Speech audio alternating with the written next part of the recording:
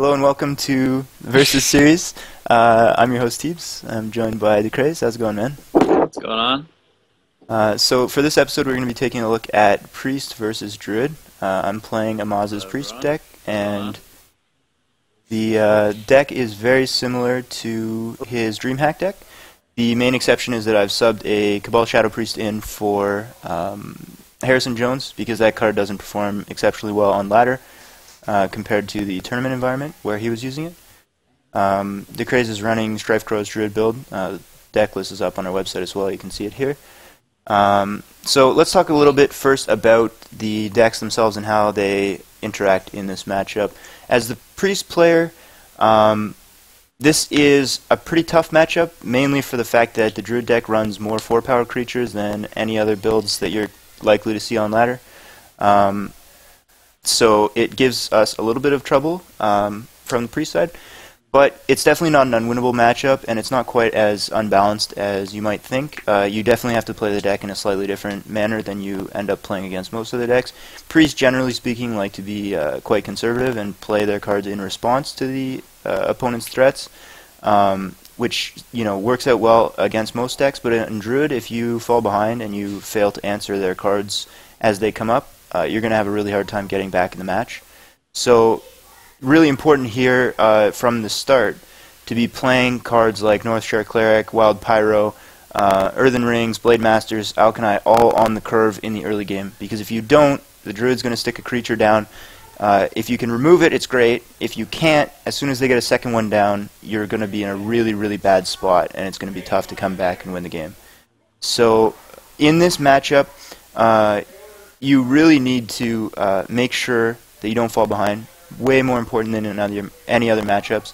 Your removal spells are great against the Druid. Death is good against any of their bigger cards. Unfortunately, most of the Druids we see nowadays, and the deck we're going to be playing against specifically today, only actually runs 3 death targets. You've got your Ancient Allures and your Cenarius, neither of which are exceptional value for death. I mean, 9 times out of 10 you end up having to death them anyways, and you feel okay about it.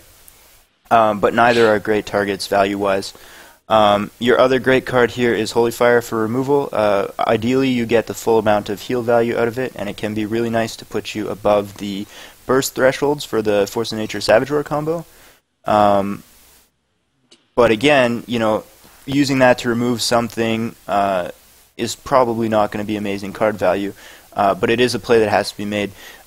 In that case where you have both cards to pick from, if you have a death and a Holy Fire in your hand, you really have to think about whether or not you can get death value somewhere else. If you Holy Fire an Ancient Allure and then they play a Yeti and you play the cards in reverse order like that, it can definitely come back to hurt. So that's something to be mindful of here. But yeah, I mean, the matchup plays fairly differently from the other ones. The plan is to go on the curve as you play out, and then get to your late game without letting the Druid get ahead. So, I mean, that's the real strategy here as the Priest. For the Druid, it's pretty standard. You know that the Priest is going to be slower. There aren't really any big, crazy aggro Priest decks out there, so you're looking for your things like Wild Growth to get your curve going, and the most important part of playing this deck is to curve out, because like Teebs mentioned, Priest is going to have a real hard time keeping up if you can drop a solid minion turn after turn, and especially get down 2 solid minions in one turn. A lot of their removal, like Holy Fire, is very key because you have a lot of 4 attack minions. But since it's 6 mana, it's already halfway across his whole curve, and he's going to have a hard time doing anything but Holy Firing the turn that he does it, which gives you a big snowball effect. And pretty much you're looking to just play as aggressive as possible and look out for board clears. But you're a favorite if all of your hits drop most of the time, so curving out is key. Okay, let's talk a little bit about the mulligans before we get into our first game. So, as I was saying, as the Priest, you're really trying to hit your early drops so you don't fall behind. Your key cards there are Northshire and Pyromancer early on in turn 1, turn 2, and then you follow that up with ideally either Blade Master or an Earthen Ring, and potentially you can get a little bit of heal value out of the Northshire, but really the Northshire Cleric and the Wild Pyro are baits for Wrath, so that you can drop an Earthen Ring or a Blade Master and have it survive. Particularly the Blade Master is really strong, because that thing, as soon as you get a heal for it, can become quite difficult for the Druid player to remove. So those are the creatures you're looking for early. Now, Northshire Cleric and Pyro on their own don't have much value because they do die easily to Wrath, but they're exceptional as kind of a 1-2 punch with the other 3 drops and even going into Alkani on turn 4. So, keeping just the Northshire Cleric is probably a good idea if you don't have the other creatures, and hoping you draw the other ones, because it will trade with a Wrath, and that's a pretty good mana swing for you. But keeping a Wild Pyro on its own without the other creatures is a little bit more dangerous. It'll die to a Wrath, it's not a great mana swing, and it's a card that has a lot more value later in the game as a potential board clear in conjunction with a lot of other cards. So keeping a Wild Pyro with no 3-drops is a little bit more risky. Sometimes it's okay, but generally speaking, you want to really go for your bigger cards, the 3-drops and the Northshire. If you already have the 3-drops, though, Wild Pyro is a fine card to keep. And pretty much you're really hesitant to keep anything above a 4-drop. Soul Priest is okay in your opening hand with the coin. It's a little worse if you're on the play. But if you have a Circle, it can be alright. Still, the Circle Soul Priest doesn't clear out a lot of the Druid cards right on turn 4. So it's weaker in this matchup than in most. I'd be hesitant to keep the Soul Priest unless the rest of the hand was really weak and it was on the coin. For Druid, it's pretty standard. You're going to be looking for, I guess, the major key cards are Wild Growth, Innervate, Harvest Golem, and Chillwind Yeti. I don't think you keep a Keeper of the Grove. I don't think it gets too much value. If anything, it gets value later in the game. But yeah, I think it's correct to keep the Yeti, even if you don't have the Innervate, in hopes that you draw an Innervate or a Wild Growth to get it out on turn 3, and worst case scenario, that's like the #1 card you want to be dropping on turn 4 or hopefully turn 3 with Wild Growth. Alright, so let's get straight into the game here. Oh, I'm sorry, keep Wrath also. It's worth it. Yeah, definitely.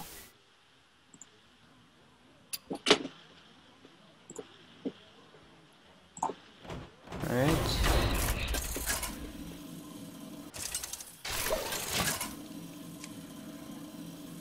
Unfortunately, my right click is broken, so there will be no emote spamming coming from me.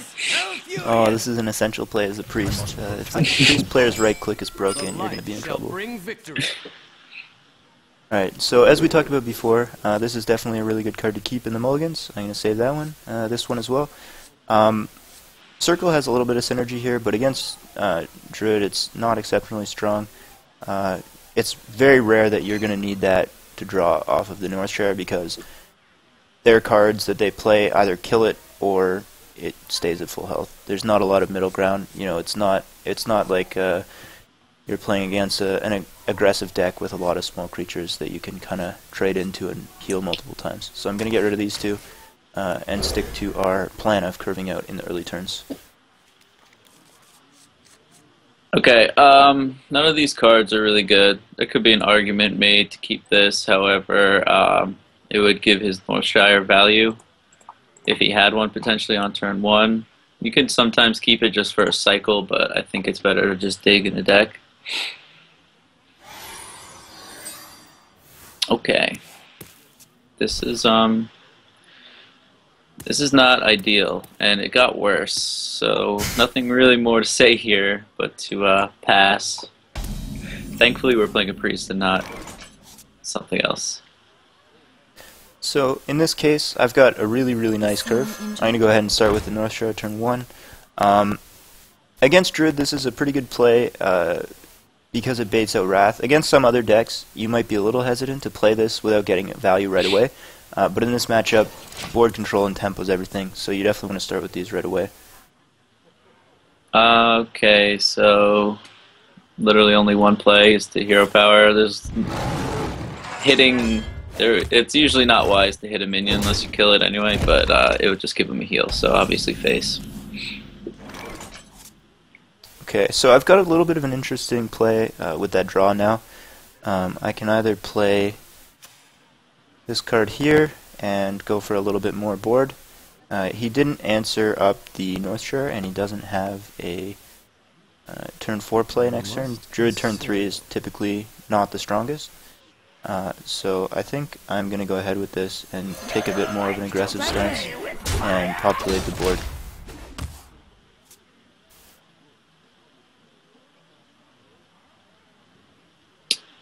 Okay, wow.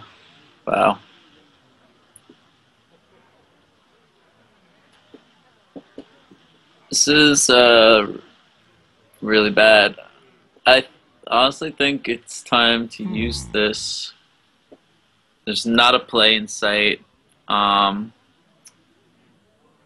This card is pretty useless unless you have pressure, so I think this is actually happening.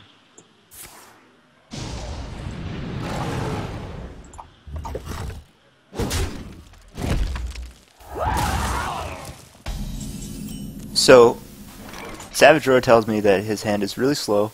Obviously, he doesn't have any other, nicer removal spells, because that's not something you want to be using. I mean, it's not an awful play. It's a 1-for-1 card trade. It's a little bit of a mana swing in my favor, but not huge. But that's not a card that he would have used there if he had any better options. So I need to keep track of the fact that a Savage Roar is gone and consider that into damage potential that he can do. As far as my turn this turn, I'm going to go ahead and play the Earthen Ring just because I don't feel he has a great hand, and I want to continue to pressure the board. I don't get maximum value out of the heal, but I'd rather get the body on the board and waste 2 points of the battle cry damage. So that's not that bad to miss out on. Okay. That wasn't a Yeti. So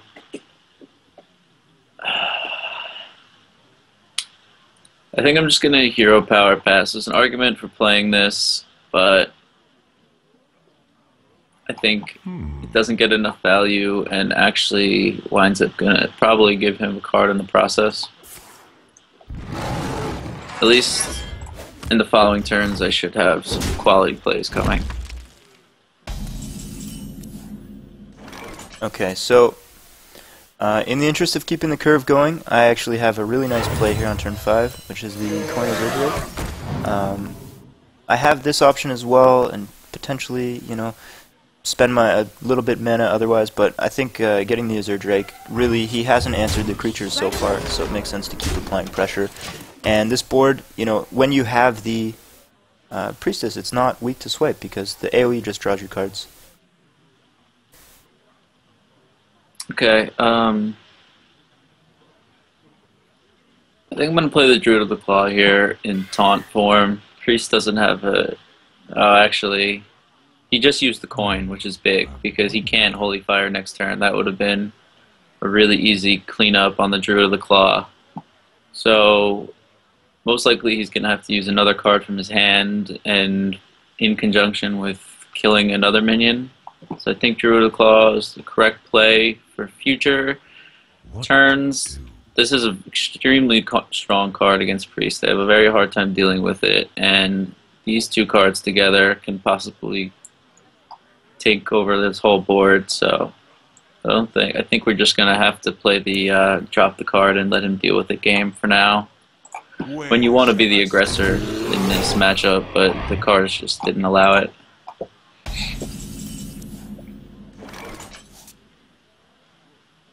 Okay, so in this situation, I would have liked to keep populating the board, but I definitely have to deal with what he's got going on right now.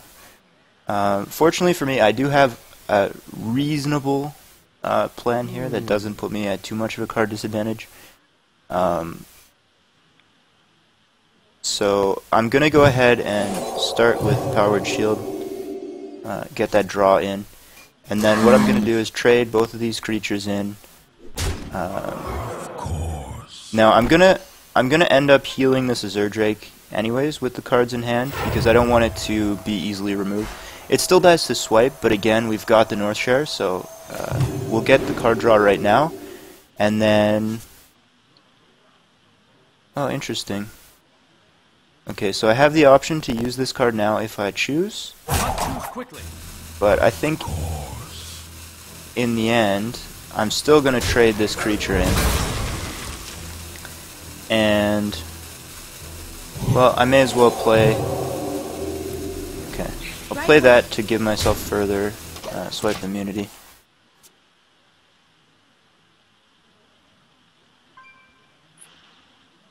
Okay. There isn't an efficient way to remove his board, and if this was a different class, I would be more concerned with removing the board, but since priests, they have some burst potential, but not nearly as much as most classes, I think dropping Karen is the correct play here. I think if there was a better way to remove his board, or even if it was possible, that it might be better than Karen, but Karen just is really good for eating up cards, especially in a class that lacks hard removal on 4 attack minions. Hopefully we can get some real value out of this.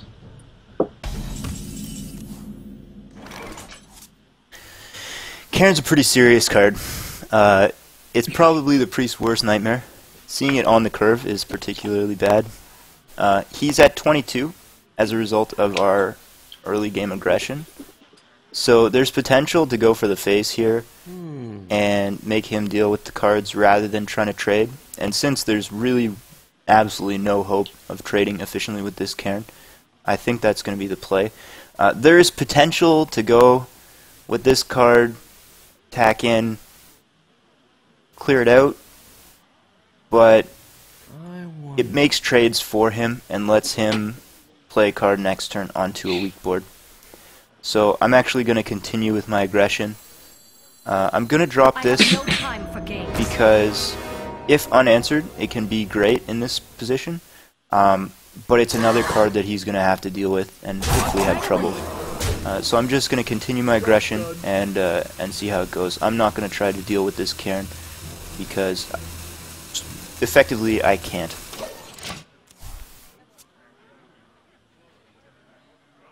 Okay. How to do this? Sylvanas, you have to make everything complicated. There is an easy way. By the way, for people who don't know, if you have your Karen killed by Sylvanas, you get to keep the death rattled minion. But I don't know if there's an efficient way to clear the board by doing that. Oh,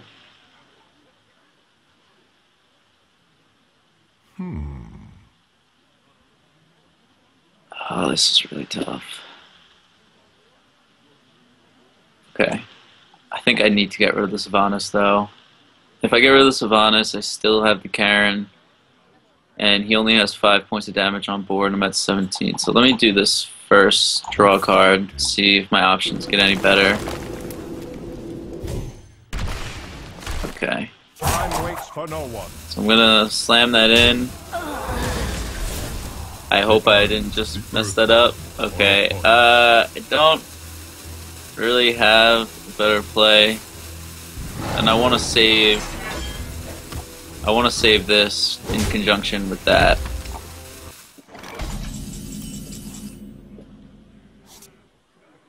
Okay, that's a very interesting draw right now. I have a couple of options here. I can heal this Drake up first for a card draw, which I think I'm going to do. At this point, I can clear the Bane effectively and leave myself with a reasonable board.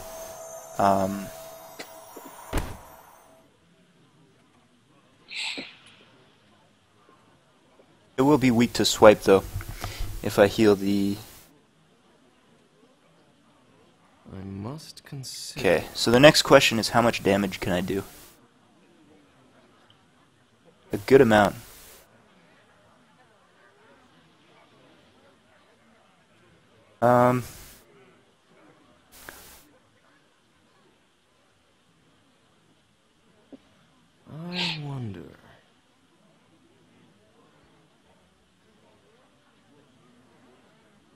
Yeah, I think I need to clear the Bane out. So I'm gonna use Pyro to help do this.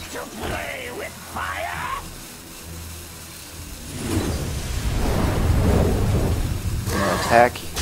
Gonna heal. Right away. And I'll attack.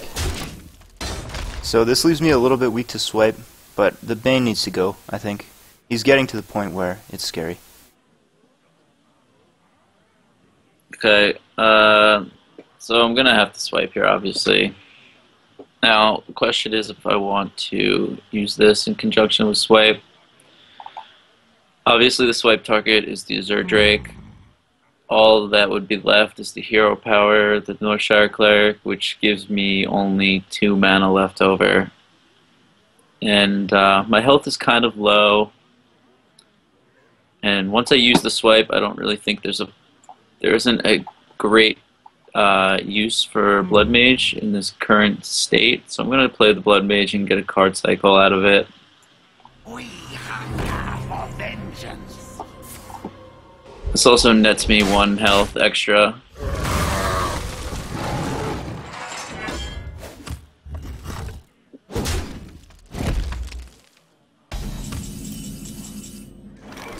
Would you look at that? I've drawn myself Let a me Blood Mage change your Thalnos. I'm gonna go ahead and hero power my face. This is too much card advantage to not do. I could play more aggressively here, but the swing of, stealing the Blood Mage is pretty big. So I'm gonna go ahead and just heal up.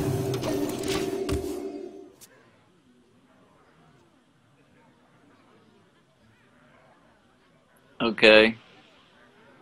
Well, he left himself at 9 cards, so I can burn a card of his. And burning a card like Ragnaros is a potential game winner, so I think I'm going to want to do that no matter what my play is.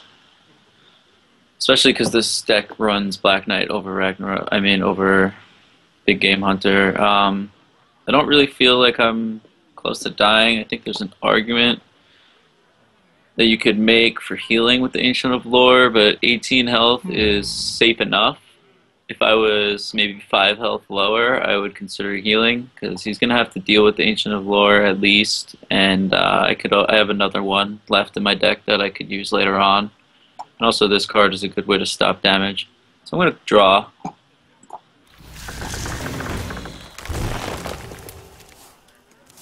Time waits for no one. Ooh. You know what? I'm going to scratch the Thalnos play because this is too strong. I finally get my Yeti on turn 9.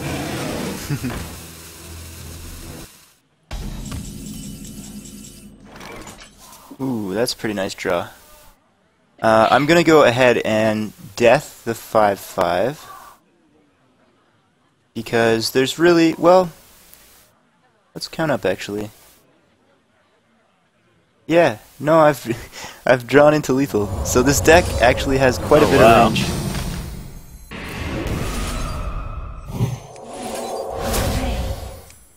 Should have healed. There it is for 9. The spell power was pretty good there. Wow. Yeah, maybe I should have killed that Thalnos, eh?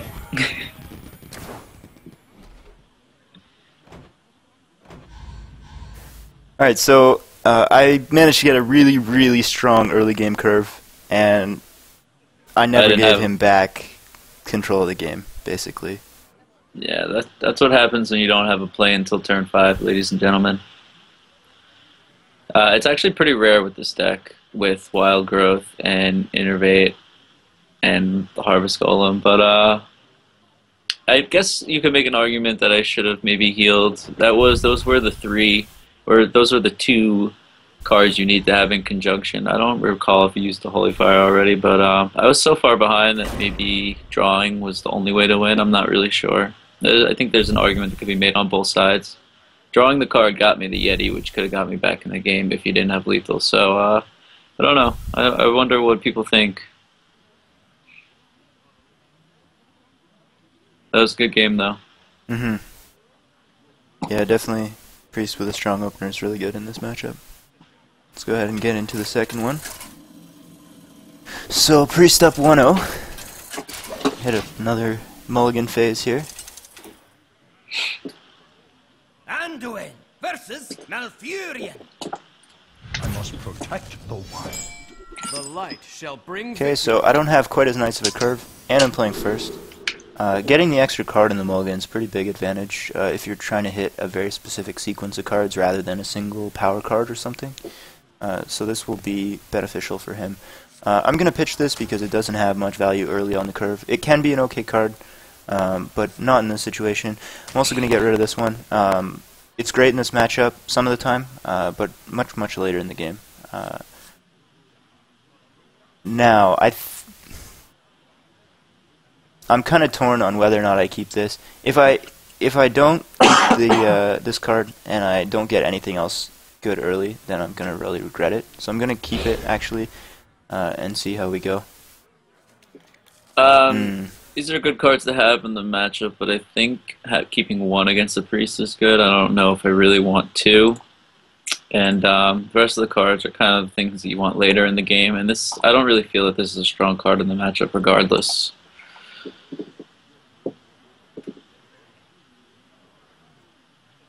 Okay, this is better.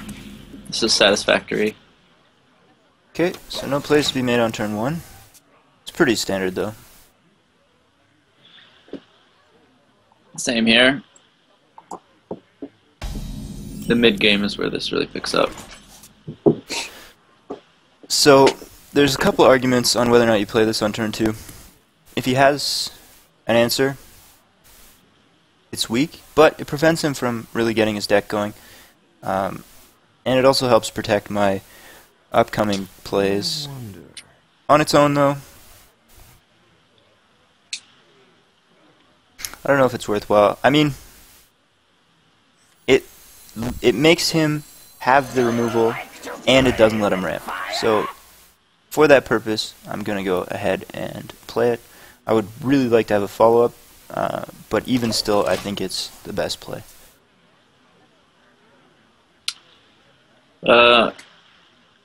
There's an argument that could be made for saving Wrath for something like an injured Blade Master, but I don't really have another play at this point, and the plays that will be following up this one we'll kind of want this dead. Wild Pyro is an exceptionally strong card in Priest. They have tons of cards to activate it, and with the use of their hero power and powered shield, they can get even more value than any other class, so it's a good thing to target for removal and get it off the board as quickly as possible. Okay. So I would like to play these in the other order to bait the Wrath out here, but at the end of the day, I need to keep playing cards, and it's very unlikely he has removal spell for this. So this is the typical Priest play. The light shall burn you. Glad to get that in at least once in the series and pass the turn.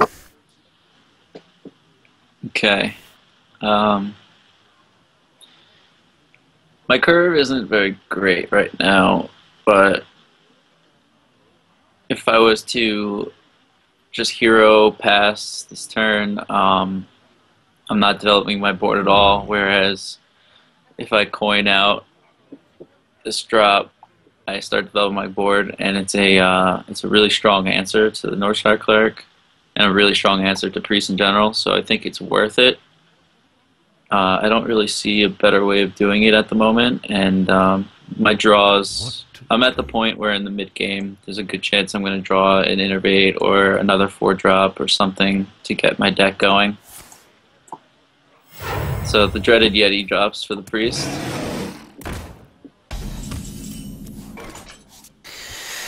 Oh my god. It's one of those things. This is like the single hardest card to deal with as a Priest player, especially earlier than naturally possible.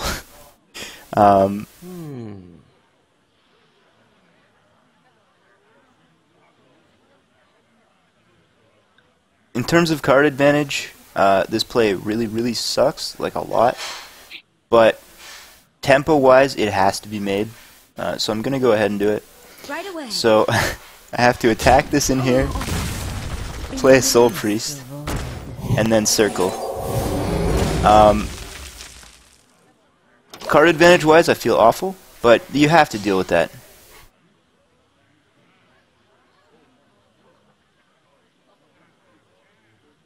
Hey, you still there? It sounds like your audio cut out. Just making sure. Yeah, I'm Okay. here. Alright, so, yeah, I'm not gonna use any of these cards. I don't have a better play, and I'm more than happy to hero power. He just used now 3 cards to kill the Yeti, so I'm feeling comfortable taking 3 damage. And from here, I have a really nice curve that can take huge advantage of this card. Advantage. Okay, so there's 2 plays here. This is the first one. It's reasonably strong, but I don't know how well it sets me up for the upcoming turns. The other one uses my mana less efficiently, but it gives me potential better options for the next turn or 2. I'm going to go ahead and play the Azure Drake in the interest of curving up my mana nicely. But there's some merit in the other play as well. Okay. Turn 5 Azure Drake is kind of scary when I want to drop a Druid of the Claw on turn 5 because the Holy Fire is just a clean kill. Although, one other option is to possibly go into charge mode with Druid of the Claw, but I think it's worth it, and even if he has the Holy Fire, I have answers to follow up, and it's going to cost his entire turn. So I'm comfortable placing this in taunt mode. You're not too scared about Black Knight against Priest, although I feel like it would be a good tech card for Priest to have, since, like myself, I mean, I don't play against Priest often, but when I do play against Priest, I feel comfortable putting my Druid of the Claw in taunt mode more so than other classes. So I think either way, if he deals with this, or if he deals with the Holy Fire, it's okay. Okay, so this is a pretty clear-cut turn for me. I want to repopulate the board, and I think this is the safest way to do so.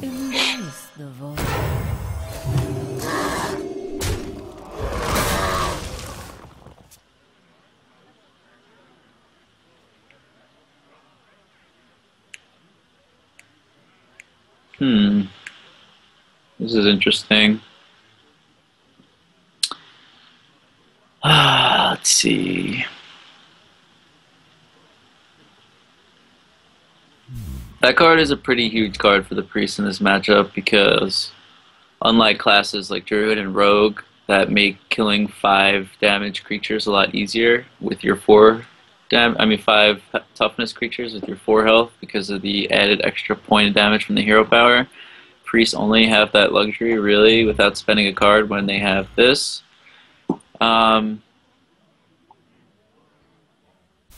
Knowing that people like to play Amaz's deck, a lot of them run Sylvanas, which is a great silence target, but I think the only way I can take the board with 100% certainty of having the board going into his turn, or having him deal with it, is to do this. It's kind of spending a card and a half, but Wrath isn't the best card in this matchup, especially at this point. He can play Injured Blade Master and heal it, which puts it out of Wrath range, so I feel okay using the Wrath late in a game like this. Okay, there's something to be said here for leading with this guy, but it's not going to get any value this turn, so I'm just going to go ahead and play probably the most powerful card in the entire matchup, and see what I roll. Nothing big, so this is a pretty huge turn where the Druid gets the potential to take back tempo. I don't have any follow-ups to this play, so I'm going to go ahead and heal myself and pass it over. Okay. Oh wow. Oh wow. All right. This is like one of the best cards in this matchup, but I think to stay on curve, and I mean this is the best board to drop Ancient of Lore, which is in my opinion, like if it's not the best card in the game, it's like top 3. It's just so absurd. So we get a pretty big card lead back and draw some nice minions. These minions are especially strong in conjunction with the combo, since they're very difficult to deal with. And we have a really nice play next turn.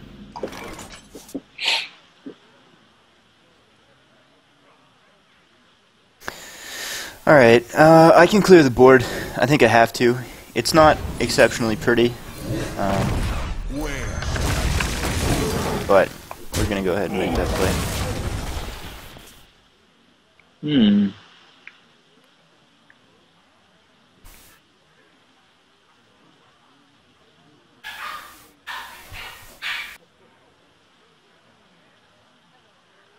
Okay.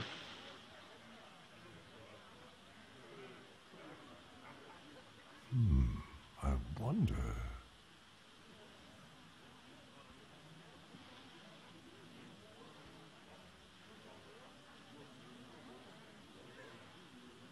This is kind of tricky. I want to get rid of this minion because I want to get full value out of this. I think the options are to drop these two, which actually, it's a very tough decision, I think. It's either these two or this card. This gets more on the board, but it's not a guarantee. It's most likely going to be a guarantee. Actually, I don't play against Priest enough. Completely forgetting about the Priest hero power. I actually absolutely playing this turn. It's also another 4 attack minion. It's got only 2 health, but it's going to have to draw something. So, I don't see myself getting better value out of this. This is a very kind of cheeky play.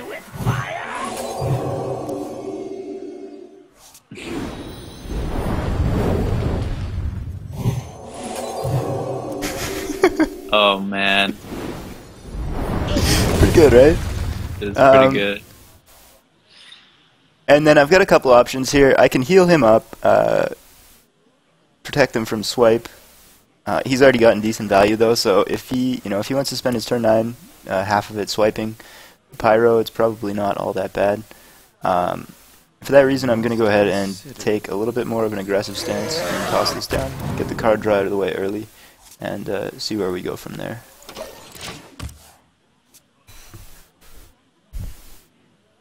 Okay. Yeah, I'm just gonna get some the 2 most annoying minions in the game out on the board at this point. I don't want to attempt to clear as much as possible and not get minions out. I don't think clearing is efficient enough. Take heart. Oh man. So I'm gonna play those 2 because they're really sticky.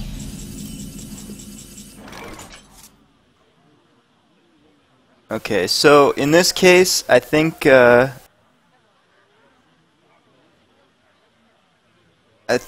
have a reasonable clear here. Let me see if I can find it. I wonder.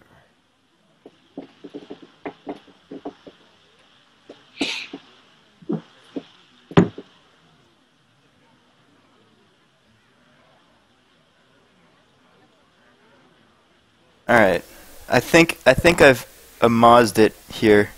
So I'm going to start with the Holy Smite,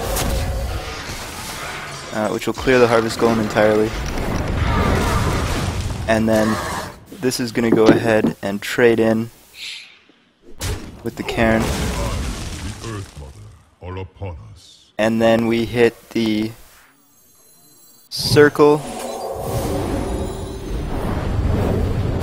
Mind Blast, Trade, Argent to the face. I used a lot of cards, but I dealt with two of the most annoying minions, and I got a bit of damage. Okay,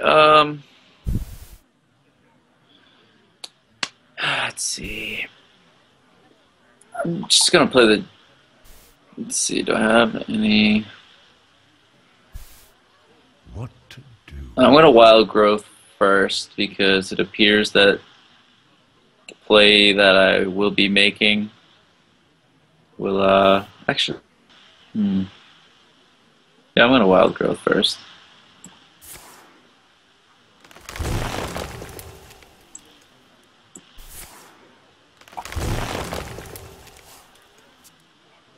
Okay. Doesn't help me right now, but it's nice. Now I'm gonna Zerdrake.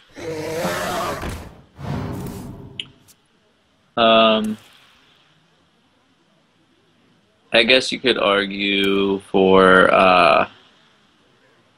might actually be correct. No. I'm just gonna play the Harvest Golem. He only has 2 cards in his hand. I just basically gave him a kill with the Zerdrake, but at the same time the Zerdrake is essentially a free card, although it costs 5 mana, so it doesn't feel as bad, and I should be able to kill the Argent pretty easily.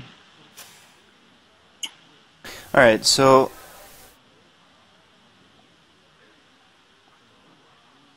Blade Masters actually aren't bad here.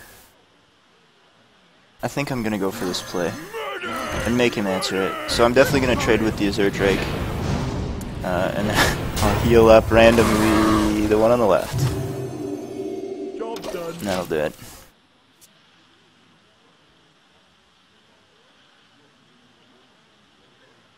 Oh, that top deck though. Alright, we're gonna...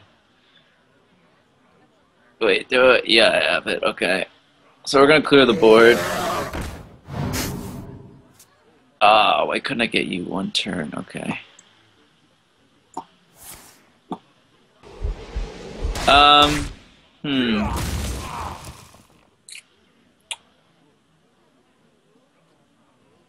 Hey, you know what? I am going to...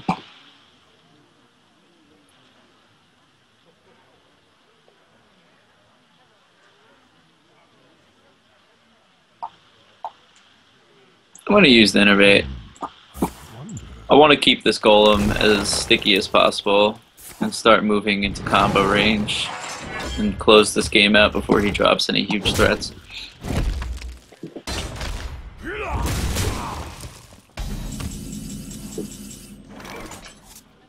So, I pretty much have to drop this card now. I could have done so last turn. I didn't put him on a nice efficient clear because I just killed the other Zerdrake, but he had the second one and swipe.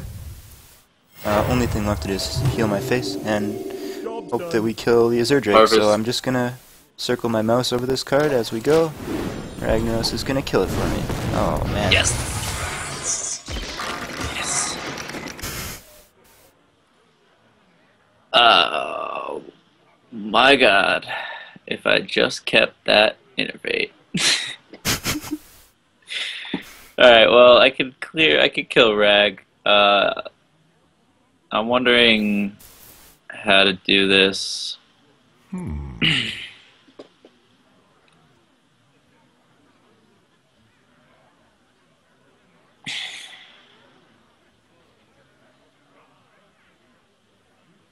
don't really want to use this because I feel like I can get some I wonder. major use out of it very soon. I think I'm going to go for this play. Really don't know if it's correct, but if there was a second one of these, Time waits for no one. I wouldn't, but he only has 1 card in his hand, and I just want to like get it over with. Oh man. That's 6 power swipe. Okay. Yeah.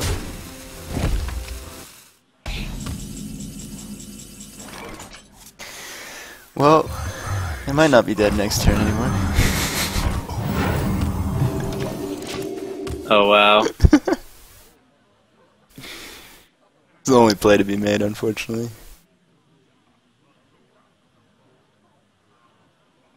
Okay, well, I mean, is there really any? You guys might, if you guys watch DreamHack this weekend, then you know this play. I mean, I don't even have to say anything. You just might as well.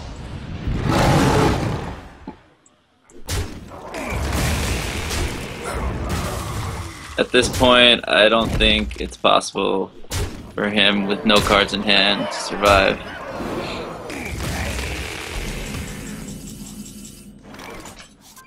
There's a start. Top deck train.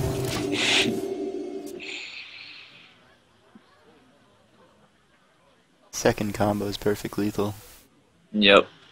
Yes, it is. Filthy. That's why this deck I had named Balanced Deck before I changed it to Strifecro Druid for the means of this video, because as you can see, it's very balanced. So let's talk about a little bit about what happened there in that game. I didn't curve out quite as smoothly as I did in the first game. I fell behind on board a little bit in the mid game, and then the turn that I went to attempt to get the board back and clear, I had to spend a ton of cards to do so. When I made that play in conjunction with the Pyro, unfortunately the board I was attempting to clear was a Cairn and a Harvest Golem, which made it even worse card advantage wise. I ended up spending I think 4 cards to deal with those two, and it, I ended up top decking in the late stages of the game. So not curving out nicely really hurt me in the early game, and it was hard to get back into it from there. Yeah, that was a perfect example of, it actually wasn't a perfect game. Like, a lot of times you can beat down a priest pretty quickly and combo on turn 9, but as you can see, we both went into like 8 to 5 cards left in our deck, and at that point I have to have the combo, and with these new decks with double combo, at that point you pretty much have both pieces of both combos. So it's an interesting game in that it shows that even when it's not a dominant early game, if you can burn out the priest removal, you can snowball it, and that's exactly what happened. Alright, let's go ahead and jump into game 3. The ace match, it's 1-1 so far. We'll see how we go here. Turn 1 Yeti. Anduin versus Please no. Malfurion. I must protect no one. Okay, so I'm going first again. This is a little bit unfortunate, but can probably make it work. This card's really good to keep on the curve. There's not a lot of value here in the Holy Smite against a Druid, and this is a little slow, so I'm just going to keep this one and see if I can curve out nicely off of the other 2 cards. I don't like any of these cards. They're definitely not any of the ones I mentioned in the Mulligan discussion before our first games. Like I said, you could argue keeping this card purely for cycle, but I don't like that at all. I'd much rather be playing Wild Growth on turn 2 or innervating a Yeti. Excuse me. Alright, oh, there's a nice opener. So go ahead and play that on turn 1 to maybe draw out a bit of removal and get the board going. Okay, sometimes you see players coin this out, and obviously it's a big hint that you'll be playing this, but against especially that opener, there's no point in doing that, and you playing this card off of playing this on turn 2 is just like miles better anyway. So I actually don't really like coining out Wild Growth. So I'm going to go ahead and do the signature priest turn 2 move again. The light shall burn. You always have to follow that up with the threaten, and then attack afterwards. Don't do that first. Don't attack first, because then you miss out on a damage. It's suboptimal BM. Okay, so this is the best turn 2 play for this deck. Nothing really much to be said there. Actually, correction. Innervate Yeti would be the best turn 2 play. Okay, I'm gonna go ahead and play the best turn 3 play for me in this matchup. And go ahead and smack him in the face for 1 again. So, not bad. Okay, this was our original plan once we saw our hand, so we're going to execute it. And it's also, our curve isn't spectacular for the next turn, but we always have this in conjunction with hero power, so once again, taunt mode against a priest before turn 6 is a huge issue, especially on his turn 4. So, it's by no means a pretty play, but it develops my board nicely, and I think it's a play that has to be made here. So I'm going to go ahead and get the 1 damage in, and then I'm going to go heal it back up and draw that card. And the card draw is the important part here. Populating the board's nice, but I need to get through a few more cards because I'm off to a little bit of a slow start here, and he's beginning to ramp up.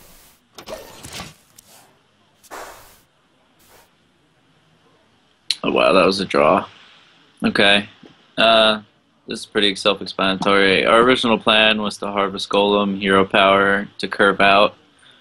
But now that we drew this, I think there are probably better targets in the priest deck, but like I said, he has no way of dealing with a 4/4 Druid of the Claw without some crazy plays.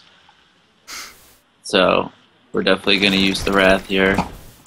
And there's no reason to get 4 face damage against the priest when you have a chance to clear a Northshire Cleric. So, what a top deck on my part as well. I'm going to go ahead and make one of the aforementioned crazy plays. I doubt he would have ever put me on Super Holy Smite, but that is a pretty nice turn 5. It is indeed. Okay. There's an argument for either of these. This card, as you've noticed, has sat in my hand forever in all games, and it probably will continue to do so. I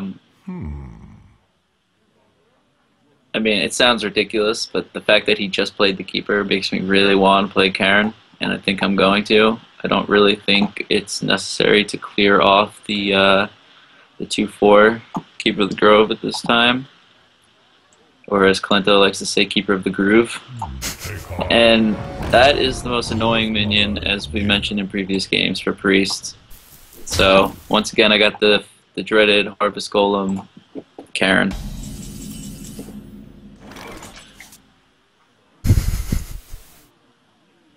Oh man, it's pretty brutal. I don't really have any nice ways to deal with Karen. Never mind Bane, just even Karen.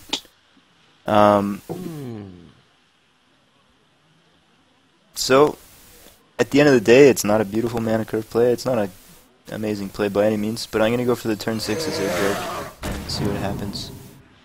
That doesn't really help me right now. And I'm just going to go ahead and hit the face. There's no value in attacking either of those creatures, really. If I hit the Harvest Golem, he can just trade it in next turn, so it's not really worth doing that.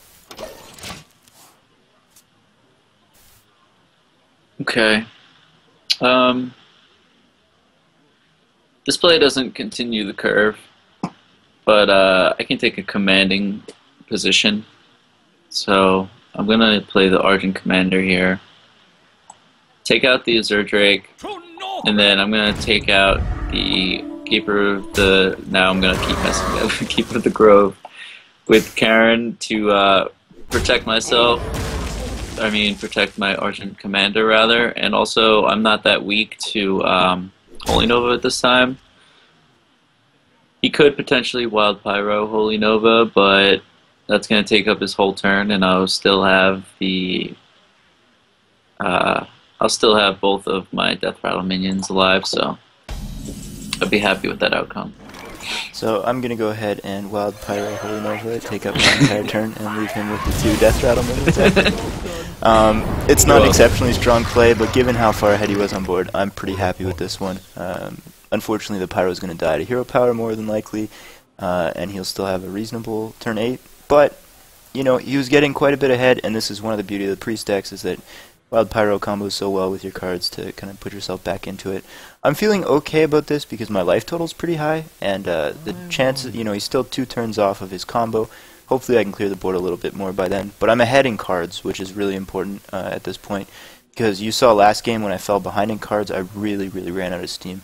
So if there's a hope for me to stay ahead in this one, it's going to be my card lead.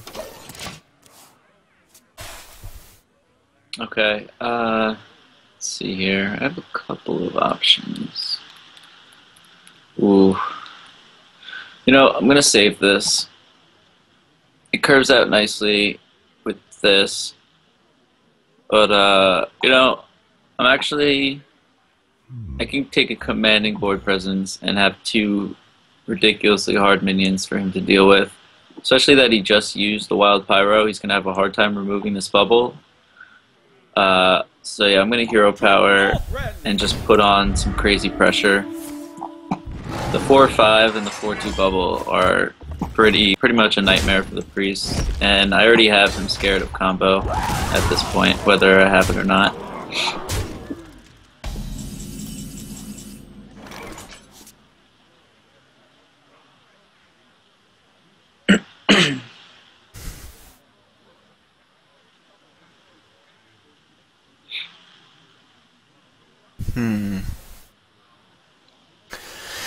So this is a pretty rough spot to be in.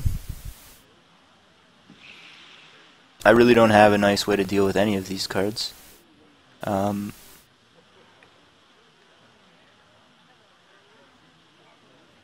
mean, I can clear out the Harvest Golem and deal a little bit of damage, but I can't actually clear anything else out. So I think 10. There's no plays that save me from the combo at this point at all. I think the play that, as much as it's a little bit scary to make, the play that actually gives me the best odds of winning the game is to throw down Senor del Fuego and just pray that he can snipe the Bane as the perfect target here. So let's go ahead and kill him. Nope, he went to the face.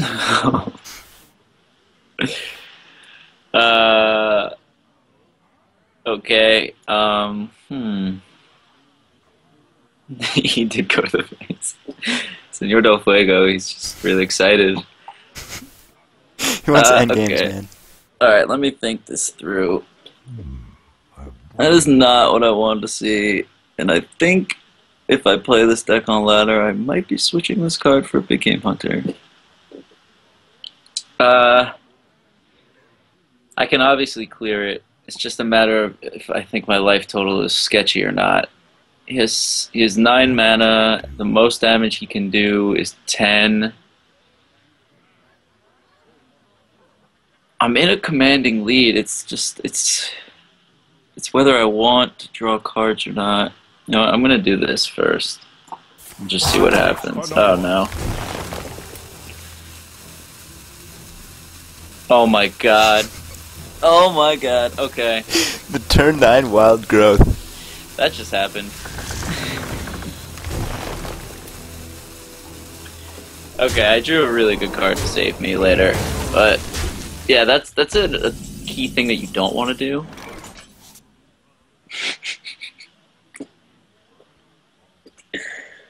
Oh my god. Okay. This is a bit of an awkward turn. I mean, I can clear the board. I'm gonna have to. And there's not really a lot of reason not to play this at this point. So I'll go ahead and get a power on the board.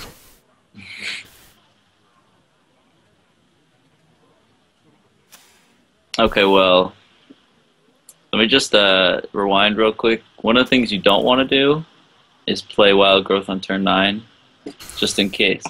Because you're going to be on turn 10 regardless, so it's better to save it for card draw. But when you're really afraid of the Holy Fire Mind Blast, you get ahead of yourself. I'm just gonna drop this down. It protects me. He just used the 2 cards that counter this directly. I'm sorry, I'll leave it back on the screen. I'm gonna play Cenarius. He just played a Holy Nova. He just played Shadow Word Death. Those are the 2 ways to eliminate this minion, and it's a really hard target for him to get rid of, and really helps me get to my combo range, or even I could just Savage Roar this and kill him if he can't get rid of it.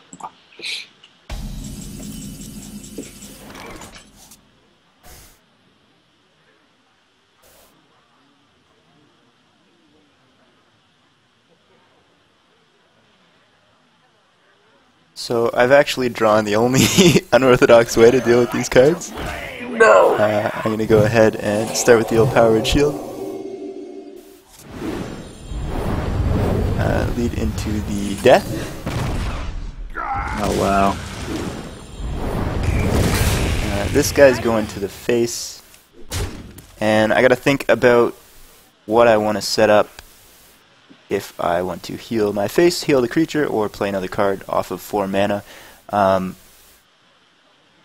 difference between 18 and 20 with no creatures on board doesn't make a difference for next turn at all.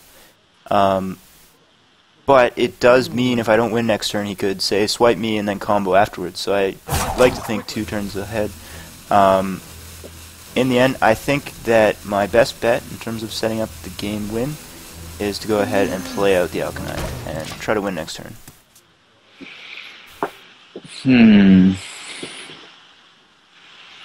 Well,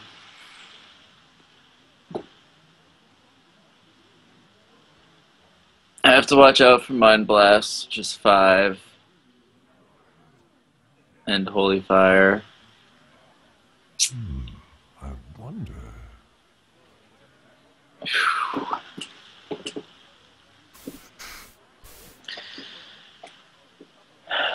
Let's see. I don't really know if there's a way to guarantee safety here.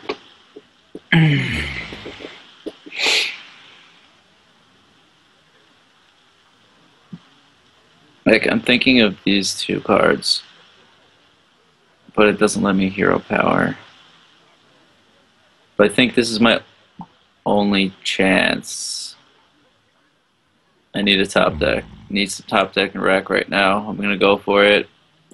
Come on. Oh. It's okay. Alright, I think I'm dead, but let's see. 8. Time waits for no one. 8 plus 2 is 10. Oh no. I should not have played that. Alright, I think I'm dead. If he has a... I must safeguard the land. Yeah, I'm dead to Mind Blast.